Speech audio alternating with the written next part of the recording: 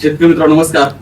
आज आपण आलेलो आहे भंडारा जिल्ह्यामध्ये आणि भंडारा जिल्ह्यातील रामटेक या तालुक्यामध्ये. तर आपले इथले शेतकरी आहेत विश्वा म्हणून, तर त्यांनी त्यांच्या या गाईच्या गोठ्यासाठी मिल्क चार्जरचा वापर केलेला आहे आणि मला वाटतं त्यांनी आतापर्यंत भरपूर मिल्क चार्जर यूज केलेला आहे. तर त्यांनी त्यांच्या गोठ्यामध्ये खूप चमत्कारिक बदल आम्हाला सांगितले. तर त्यांना मिल्क चार्जरचे खूप चांगले रिझल्ट आलेले. तर ते रिझल्ट काय आले आणि त्यांनी काय मिल्क चार्जर आहे ते त्यांच्या गोट्यामध्ये कंटिन्यू चालू ठेवलेलं आहे मागच्या वर्षीपासून. तर ते का वापरतात, त्यांना काय रिझल्ट आले, आपण त्यांच्याकडून जाणून घेऊ. तुमचं नाव आणि पत्ता सांगा. माझे नाव अशोक दीपक विश्वा आहे, राहणार शिवणी घोणकी, तहसील रामटेक, जिल्हा नागपूर. बर, आता इथं तुमच्या किती गायी आहे? माझ्याकडे 9 गाई आहे. 9 गायी आहे. 9 गाई आहे, थोडं म्हणजे 10 जनावर आहे. तर तुम्ही या गायीसाठी मिल्क चार्जरचा वापर करता? 2 वर्षापासून. 2 वर्षापासून वापरता आणि अॅन्युअल हेल्थ चार्जर पण वापरता? आता सरांनी सांगितलंय म्हणजे आता सुरुवात केली त्याची. आणि मिल्क चार्जर किती गेला असणार आतापर्यंत? मिल्क चार्जर अनलिमिटेड आहे. कमीत कमी 3-4 पॅकिंग तर 25 झाल्या, 4-5 झाल्या. साहेबांकडे आता चौथी म्हणजे आतापर्यंत तुम्ही 200 ते 250 किलोच्या वर वापरले आपल्या कोठ्यामध्ये मिल्क चार्जरच कंटिन्यू चालू. बर, म्हणजे तेवढं जरी 250च्या आसपास जरी तुम्ही जर चारला असेल गायांना तरी पण ते जवळपास 60-70 हजाराच्या आसपास गेलेले. बरोबर, म्हणजे एवढं मिल्क चार्जर तुम्ही वापरलं. तर काय वापरलं एवढं मिल्क चार्जर? वापरलं म्हणजे कसं आहे, गाय आपली शायनिंग बरोबर आहे. बरोबर, गायीवर सेम पातळ जो येत होता मिनरल चालत होतो मी, याच्या सेनामध्ये फरक आहे. नीट सेन येते, पातळ सेन येत नाही. गायीवरची शायनिंग बरोबर राहते. गाई आपली थांबत नव्हती पहिले. तर अजय माझी 2 गाई पुढे जास्त मिल्किंगची म्हणून ते थांबली नाही आहे. परंतु मला माहित आहे काय अज्ञ होते ते थांबत. त्याकरता मी आपल्या चाऱ्यावर तरी साहेबांकडून म्हणजे एसीटी मध्ये चारा तयार करायचा तुम्हाला. आपल्या गाईला 1 एकर आहे, 1 एकर शेती आपल्या जवळ. तर मला आपल्या गाईला पूर्ण ते शेती याच्यात कामी लावायची करायची. 100%. म्हणजे एसीटी मध्ये चारा आणि मिल्क चार्जर ते तुम्हाला सोडायचंच नाही. आता तुम्ही तुमचा अनुभव आम्हाला सांगत होता की एक गाय 12 महिने कंटिन्यू दूध देते. अजय देत आहे, आजही देते. अजय चालू आहे. अजून मी तर म्हणतो अजून तर 4-5 महिने बंद होणारच आहे. आणखी कारण अजूनही आहे त्याच्यात गाभण नाही आहे. पण गाभण नाही आहे तर नाही आहे, परंतु ते दूध चाहिए तर कंटिन्यू मध्ये चांगले देत आहे. कंटिन्यू कंटिन्यू दूध चालू आहे. म्हणजे एकंदरीत जर बघायचं झालं तर भाकर काळा हा सगळ्यात मोठा तोटा आहे. बरोबर. तुमचा एका वेताला जर ती भाकर राहिली तर शेतकऱ्याचं कमीत कमी 70-80 हजार रुपयाचं नुकसान आहे. बरोबर. आणि तुम्ही 2 वर्षामध्ये तुम्हाला 70 हजार रुपये लागले मिल्क चार्जर वापरायला लागले. परंतु तो भाग एका कोणत्यातला आहे 70. बरोबर. परंतु माझी गाय रनिंग मध्ये आहे ना, रनिंग मध्ये गॅप नाही पडून नाहीये. गाभण नाही तर नको आहे. का करायचं, दूध पाहिजे ना. बरोबर, शेतकऱ्याचे हे लक्षात येत नाही. गाभण जर भाकर जर राहिली तर तुमचं 70-80 हजार रुपयाचं नुकसान आहे. मिल्क चार्जर दिलं तर ती भाकर राहतच नाही. बरोबर. 5-6 दूध दिल्यानंतर ते नाही बी राहिली तर मला टेन्शन नाही का माझी काही भाकड आहे का गाभण नाहीये, नको आहे. इकडं आवश्यक आहे ना, मग काय करायचं. उत्पादन चालू होतं. तुमचा तोटा आहे का त्याच्यामध्ये?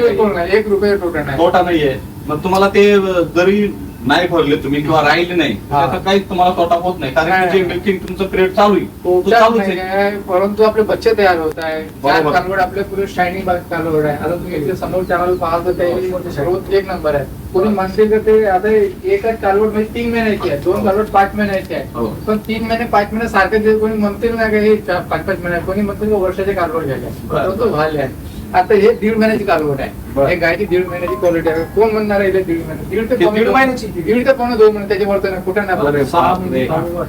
कोणाला जरी विचारलं तर हे 2 महिन्याचं दिसतंय सर तुम्हाला? नाही आहे. आता कमीत कमी 6 महिन्याचं दिसतंय. 6 महिन्याची गोष्ट. आता तुम्ही तिला म्हणा ते 1-1 वर्षाचे आहे म्हणा, ते कवरी करत आहे खाली वाचले 1-1 वर्षाचे मला काय उभे करत. चमक आहे, शायनिंग आहे, ग्रोथ चांगले लांब सगळे द्यायची. कोणी यकीन नाही करत. गायी किती शांत आहेत. हो, बहुत निवांत आहेत. त्याचे समाधान आहे आपल्या कोठ्यामध्ये का आपण चांगल्या घरी आलो. बरोबर आहे. तुम्ही जर गायच्या गोट्यामध्ये गेले तर खूप वास येतो, खूप मासे असतात, घाण असते. परंतु तुमचा गोठा असा आहे तर डायरेक्ट आपण बसू शकतो मांडी घालून. साफसफाई राहते ना साहेब, आपली आपल्या जीवच आहे ना. बरोबर. याच्यावर माझं पोट आहे सगळ्यात महत्वाचं आहे. मेन कसं आहे, कोणी बी येते ना, कोणता साहेब येईल तर मी शर्माना वाला काम तर मेरे पास है नहीं. नाहीच आहे ना. हा, नाही.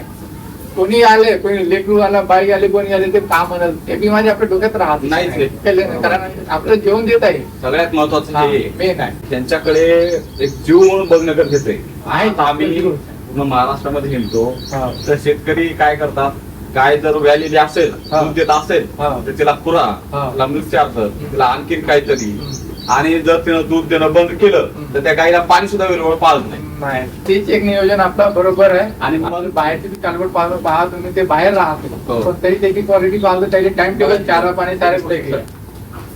म्हणजे किती शांत येत आणि मस्त रवंत करत बसले आहे. हा. म्हणजे एवढं जी तुमची इथं शांतता आहे तर ते हे सगळं तुमच्या लक्षात आलं की हे सगळं विचारामुळे. तर तुम्ही सांगत होता की ह्या गायीची फॅट 4च्या खाली लागत नाही. हो, 3-8 ते 4 आपली कंटिन्यू आहे. बर, हा, 3-8, 3-7, 4-0 आपली फॅट चालूच आहे. चालूच आहे. हा, कोणी म्हणतात की याच्या गायची 3-0, 3-2 फॅट नाही लागत. बरोबर. मी म्हणतो 100% फॅट लागते. आपलं संगोपन बरोबर नाही आहे म्हणून फॅट नाही लागत. बरोबर. माझ्या गाईला उन्हाळा चालला, 4 टाइम घेऊन आहे. हो.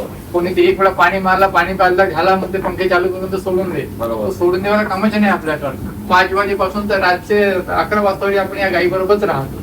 हा, तेव्हाच आपल्या गाई त्या आहे. तुम्ही जर त्या गायीच्या संपर्कात आले, त्याच्यावर जर प्रेम केलं बरोबर. तर फरक आहे ना. तुम्ही जर फक्त त्यांच्याकडे मशीन म्हणून जर पाहिलं, दुधाची मशीन म्हणून, बरोबर. तर ते पण तेच करणार आहे. तेच आहे. बरोबर आहे. शेवटी तो पण जीव आहे, त्याला कळते तुमची भावना. बरोबर. तर एकंदरीत तुमचा खूप चांगला अनुभव आहे. तुम्ही काय सांगाल शेतकऱ्यांना? नाही, मी तर म्हणजे शेतकऱ्यांना वापरलं पाहिजे. आपण एवढं महाग ते CRF मिनरल मिक्सर माझ्याकडे अजूनही 15 किलो पेंडिंग आहे. शेतकरीनं वापरलं ना, मी तर म्हणतो त्याच्या गाय भाकड व्हायचे 16, हो. पण तो दूधच बंद नाही होणार. मी असं म्हणतो वाट्यातून दूध बंदच नाही. नाही होणार. मिल्क चार्जरची एवढी कॅपॅसिटी जबरदस्त आहे हो. तर तो गाईला दूध बंद करणारच नाही.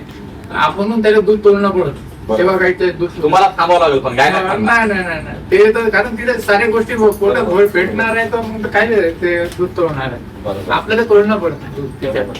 आज गायीच्या अंगावर तुमच्या चमक बघतोय, तुमच्या सगळ्या गायी अशा डायरेक्ट चमकते.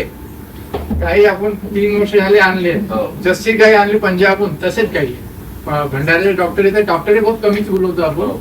परंतु पहिलं सुरुवातीला बोलवले एखाद वर्ष. भरपूर. एखाद वर्ष म्हणजे 7-8 महिन्यात कंटिन्यू चालले. कंटिन्यू चालू होते. पण आता 2 वर्षात बरोबरच नाही. बहुत कमी, बहुत कमी. जसं तुमचं मिल्क चार्जर तुमच्या गोट्यात आलंय तसं हा. मात्र आलाच नाही. नाही, बहुत कमी. हे जर पाहिलं तर हे गायीसाठी, म्हशीसाठी संजीवनीच आहे. बरोबर. तुमच्या नाही, गोट्यामध्ये कोणती समस्या असली नाही, समस्या तर नाहीच आहे. तुम्ही हे चालू ठेवा सगळं. त्यांची इंटरनल जो डॅमेज असेल हा. तो पण रिकव्हरी होईल त्याची. बरोबर. मग त्याचा कंटिन्यू वापर करा. काही अडचण आले तर आम्हाला संपर्क करा. तर याच्यात खूप चांगला अनुभव आहे तुमचा. तर तुमचं नाव आणि मोबाईल नंबर सांगा. नमस्कार, माझे नाव गणेश पुरुषोत्तम घाटोडे, मुक्काम खरबी नाका, दक्षिण जिल्हा भंडारा. मौद्यावरून 10 किलोमीटर आहे.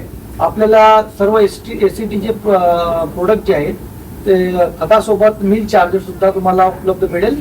समृद्धी पशुहार, समृद्धी मेडिकल आणि समृद्धी ॲग्रोवेट या तिन्ही ठिकाणी तुम्हाला उपलब्धता मिळेल. धन्यवाद. ठीक आहे.